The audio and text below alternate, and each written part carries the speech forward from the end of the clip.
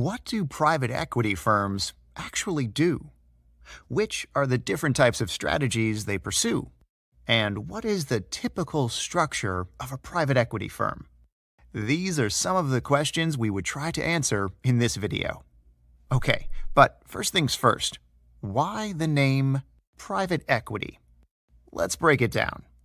Private because these are funds that are mainly interested in acquiring private companies that have not been listed on a stock exchange. And equity because PE funds are exclusively focused on equity investments. What about specialization? Can we say that certain PE funds prefer engaging with a specific type of target companies?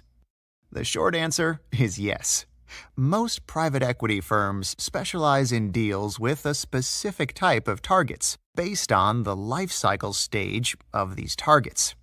Some PEs are interested in young firms with high growth perspectives and a promising management team, while others are focused on established companies with stable cash flows, leverage buyout transactions. In addition, it isn't rare to see private equity investments in distressed companies. Actually, distressed investments are one area of activity where there is some overlap between private equity and hedge funds. Both types of funds could invest in a distressed company, which is public. Hedge funds are unlikely to engage with a non-public firm. The main difference, however, is their investment horizon.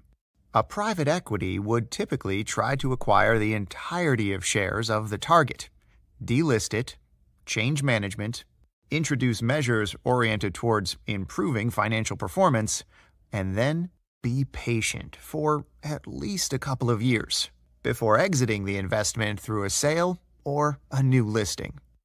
A hedge fund investment, on the other hand, would likely have a very short-term duration. The hedge fund would buy the securities of distressed companies when they believe that there is a good chance of reselling these securities at a profit in the near term, not longer than 2 to 3 months. This comparison provides a pretty good insight of what most private equity deals try to achieve. Acquire a large stake in a business, preferably 100%, but not less than 50%, position the business for growth, through active involvement, advisory, and if necessary, management rotations and substitutions, have the patience to grow the business, improve its profitability, and then exit the investment in a 5 to 10-year period. Of course, the art of the private equity profession is to bet on the right companies and then successfully provide guidance in order to optimize their chances of being successful. Great! Let's talk about fund structure, shall we? There are two main ways in which private equity firms are typically structured: a limited partnership or a closed-end fund. Limited partnerships are much more popular in the US, while closed-end funds are prevalently used in Europe. In a limited partnership, we have two types of partners: general and limited. General partners are involved with the management of the fund, target companies' portfolio selection, and post-investment advisory. Limited partners' role is to provide investment capital. General partners charge the partnership a management fee and have the right to receive carried interest.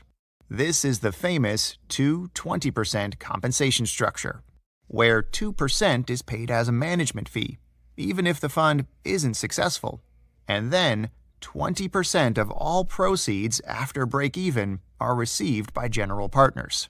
In some cases, a hurdle rate is added to the partnership agreement, which defines a certain minimum rate of return that needs to be achieved before accruing carried interest to general partners. Limited partners receive all of the fund's proceeds minus what has been paid to general partners. A closed-end fund is different, as it typically involves a newly created entity. Investors provide capital to that entity, and the management firm signs a management contract with the entity. Compensation schemes remain very similar under this type of structure. In most cases, the classical 2-20 arrangement plus a hurdle rate for management, after which are accrued 20% of carried interest. Very well. The typical life cycle of a PE fund looks in the following way. A period allowing for the collection of investments in the fund, which can be as short as a couple of months and as long as 2 or 3 years. Largely, this depends on the reputation of the management firm and the demand for their services within the investment community. Established players in the industry have a significant edge. The next stage of a fund's life is the investment period, which typically lasts up to 5 years. In this time, the general partners or management company, depending on the type of fund structure chosen, would search for suitable target companies fitting the fund's strategy. Once an investment has been made, it would be up to fund managers to decide which is the right way to approach the business and optimize its performance.